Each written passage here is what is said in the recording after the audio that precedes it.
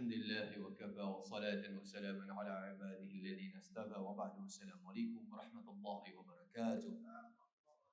Alhamdulillah, una sa lahat puri natin ang nag-iisa Diyos na tagapaglikha Allah subhanahu wa ta'ala na binigyan tayo muli ng pagkakataon na magkasama-sama at may sagawa natin ang ating mga obligasyon bilang mga Muslim, hindi walang iba kundi ang salah.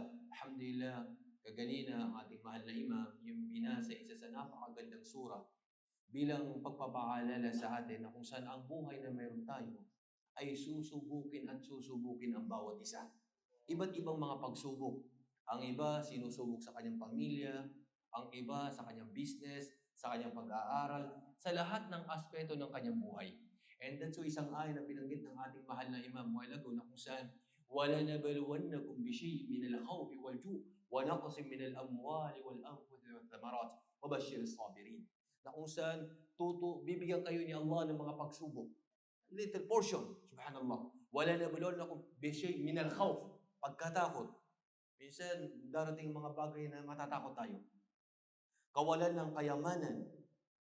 Big sabihin, minsan walang-wala ka. Minsan, ganun din kung mayroon kang sakan na failure, halimbawa. Mga bagay na kung saan ito yung mga pagsubok. At hindi lang ito, minsan buhay. Subhanallah. Mahal mo sa buhay, asawa mo, anak mo, halimbawa, ito mga pagsubok lahat na ito. Ngunit ang dakilang tagapaglikha, binigyan ito mga tao na ito, subhanallah, mga taong nagtitiis sa mga pagsubok na meron sila sa mundong ibabaw. وَبَشِّرِ الصَّابِرِينَ. Allah Akbar. Bigyan ng mabuting balita, itong mga taong nagtitiis sa pagsamba kay Allah, nagtitiis sa mga gawain, mga pinag-utos ni Allah, nagtitiis sa pag-iwan ng haram, mga bagay na kung saan, anumang mga pagsubok na meron sa kanila, sila nagtitiis.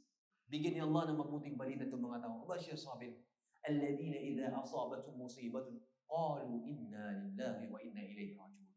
Pag dumating sa kanilang mga problema, mga dilubyo, anong bagay na dumating sa kanilang problema, sinasabi nila, tunay na kami ay mula kay Allah at tunay na kami magbabalik kay Allah. Napakagandang salita. Imagine mo lang, subhanallah, pag ito na-feel mo, sapat na. Subhanallah. Panatag ka na. Ibig sabihin, anumang meron ka, ay pagmamayari ni Allah. Babalik at babalik sa Kanya. Anumang meron tayo, buhay natin kahit buhay natin. Subhanallah. Pagmamayari ng dakilang Allah subhanahu wa ta'ala. Anumang meron tayo, lahat ng yan ay babalik kay Allah. And that's why ito mga tao na bibigyan ni Allah sa huling hayop, ulaika alayhim salawatun min rabbihim wa rahmah wa ulaika humul muhtadun.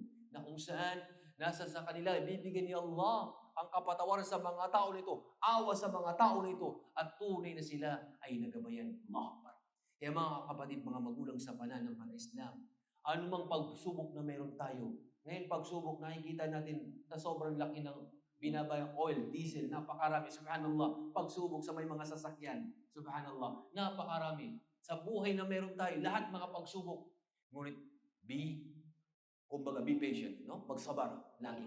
Tiisin, sapagkat sa kabila na ito ay kaginhawaan. Maraming salamat hanggang dito na lamang. Wa akhu da'wana anil hamdulillahi rabbil alamin. Assalamu alaikum warahmatullahi wabarakatuh.